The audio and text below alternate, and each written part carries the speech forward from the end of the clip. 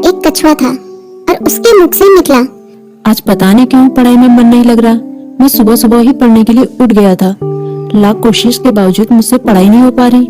लगता है रात को ठीक से सोया नहीं, लेकिन मैं तो 10 बजे सो गया था। यानी मैं 8 घंटे से अधिक सो चुका हूँ। लेकिन 8 घंटे की नींद तो काफी होती है। मुझे थोड़ी देर कुछ काम करना चाहिए, फिर पढ़ने बैठूंगा, तब मन भी बहल जाएगा। टर्बो घर में ही टहलने लगा, लेकिन जल्दी ही बोर हो गया।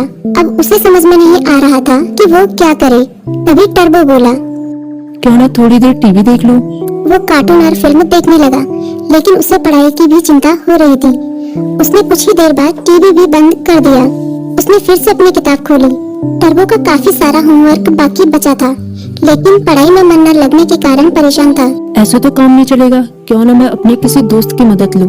इस तरह उसके मन में लिली नाम की गिलहरी, पिट्टी नाम की बिल्ली, मीकू नाम का खरगोश जैसे दोस्तों के नाम आए। मैं मीकू के पास जाता हूँ, वो काफी बुद्धिमान भी है, वो मेरी जरूर मदद करेगा। ये सोचते हुए टर्बो अपनी किताब और कॉपी के साथ मीकू के पास मिलने निकल गया। तभी मीकू बोला, अरे टर्बो, अच्छा हुआ तुम आ गए। मीकू ने उसका स्वागत किया, लेकिन जब उसकी नजर टर्बो की किताबों पर पड़ी तो वो चौंक गया। तुम अपनी किताब कॉपी के साथ आए हो, कोई खास काम है क्या? हाँ, मैं बड़ी मुसीबत में हूँ, मुझे तुम्हारी मदद चाहिए। यार, मेरा बार बार पढ़ाई में मन नहीं लगता। मैं कोशिश कर रहा हूँ, पर मन ही नहीं लग रहा। इतना होमवर्क पड़ा हुआ है, पता नहीं मैं उसे कैसे पूरा करूँगा। टर्बो की बात सुनते ही मीकू बोला, पहले तुम आराम से बैठो। मम्मी ने आलू के पराठे बनाए हैं, उन्हें खाओ, फिर तुम्हारे होमवर्क के बारे में सोचते हैं। टर्बो ने अपने पेट पर हाथ फेरते हुए कहा, पराठे तो वाकई बहुत स्वादिष्ट थे।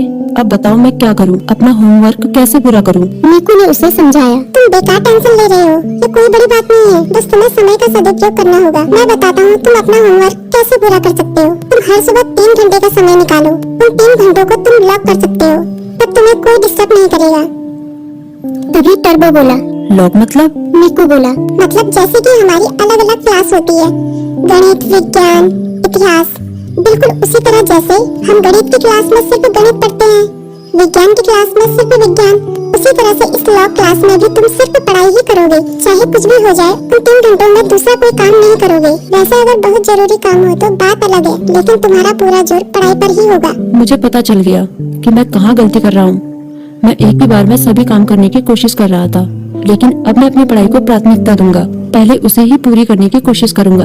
टर्बो ने मुस्कुराते हुए कहा, भाई तुम्हारा शुक्रिया। मीकू बोला, अरे इसमें शुक्रिया कहने की क्या बात है, एक दोस्त ही तो दूसरे दोस्त के